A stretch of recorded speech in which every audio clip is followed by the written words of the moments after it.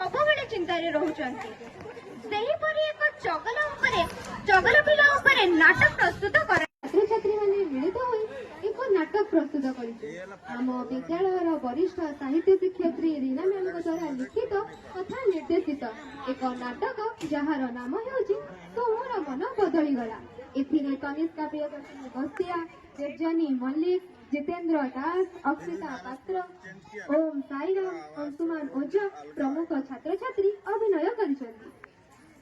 सोमू और सोमेश राउत भारी दुष्ट भारी जगला पाठ साठ किछि नाही खाली खेलकूदरे मन सब बेले बापा मांक ठारू गाड़ी खाए हेले तार जीवन में भी एमिति एक दिन आसिला और तार मन परिवर्तन हैला। तेबे चलंतु देखिबा कि सोमूर मन बदली गला। चाउल दुईटा पाछुड़ी थिली पिलाटा एते दिन पर आसीबो तो पिठा टिके करिवि। तमे जानिन कि मो पुओ रमु को पिठा केते भल लागे। हाँ कर कर जाहेले भी मां मन पो जेते खाइले भी कोन बुझीबो। पो पे भली भली करी खाइबा जोगाड़ कर। मु भी मो काम रे लागी पड़े। तम काम तमे पुणी को काम करूछ बा? मु कार तमको कहि थी आम पुओ रमु पाई आर साई मिश्र हो परा चारिटी झियो देखिछन्ती से आसिले कथाटा आगु बढ़ेबा। हो ठीक अछि तमे जहा ठीक भाबुछ हेले मु कहि दोछि पुओ जदि राजी हेबो तेबे जिबा। आजि काली का पिला से जदि निजे काहको पसंद करिथिबो हो रमु आसु से तो फोन करिथिला आजि ट्रेन में बसिले 2 दिन पर घरे पहुंचीबो। से आसिले ही सब कथार फैसला हेबो। बोऊ भोक लागलानी कौन होची खाइबा को देलु? पढ़ी आसिला पोड़ा मुआ बाड़ी पसा पाठ नाई साठ नाई खाली खाइबी एते सकाळटारे।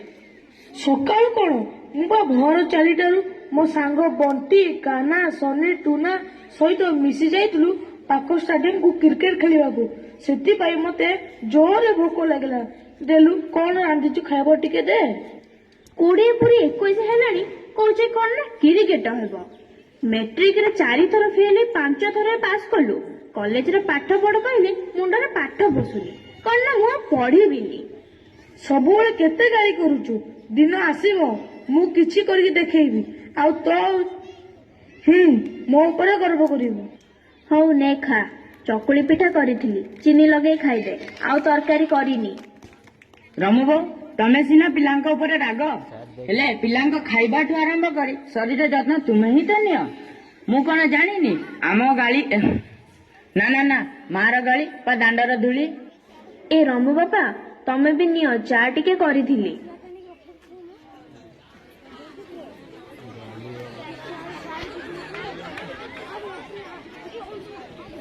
अरे समू अरे पुओ टिके टीवीटा लगे दे तो सकाळू ताजा खबर देखी चा पीबार गोटे अलगा मजा।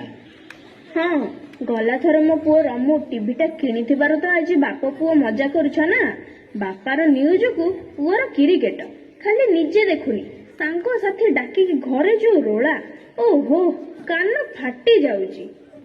हौ थय धर तम गेला को आसी पहुंची जीवो आउ किछि दिन परे मां पो मिसी मन भरी कथा हेबो। पुअर जहा इच्छा ताकू रांधिकी खुआइबे। अरे बापा सोमू टिके ओडिया समाचार लगा तो। हो बाबा लगे दउची।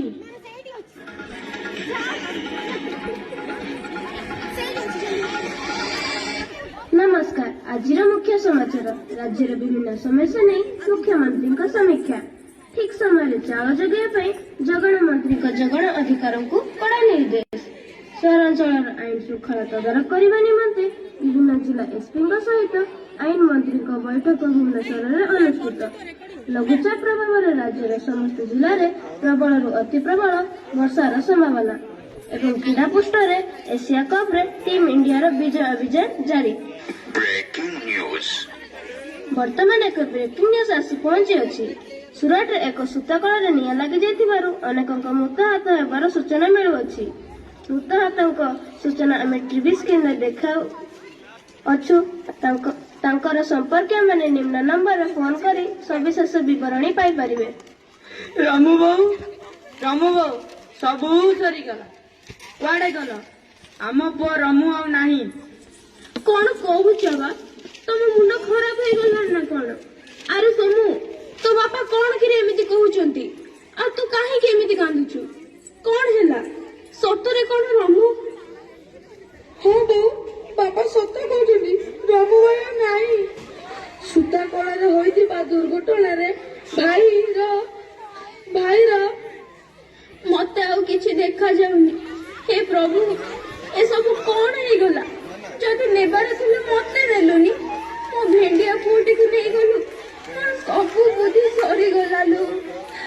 ମୋ ପୁଅକୁ ବର ବେଶରେ ଦେଖିବି ବୋଲି କେତେ ଆଶା କରିଥିଲି ଲୋ। ତମେ ଆଉ କାନ୍ଦନି, ତୁନି ହୋ ରମୁ ବାବୁ।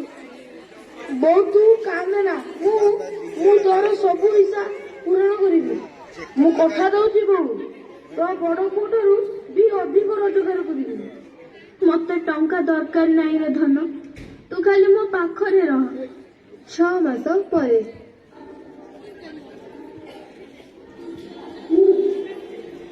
ଏତେ ଚିନ୍ତାରେ ଅଛୁ? ତୋ ଭାଇ ତ ଚାଲିଗଲା। ତୁ ଯଦି ଭାଙ୍ଗି ପଡିବୁ, ତୋ ପରିବାରକୁ ସମ୍ଭାଳିବ କିଏ? ସେଥିପାଇଁ ତ ଚିନ୍ତା। ଆଜିକି 4 ମାସ ହେଲାଣି କାମ ଖୋଜୁଛି, କିଛି ମିଳୁନି।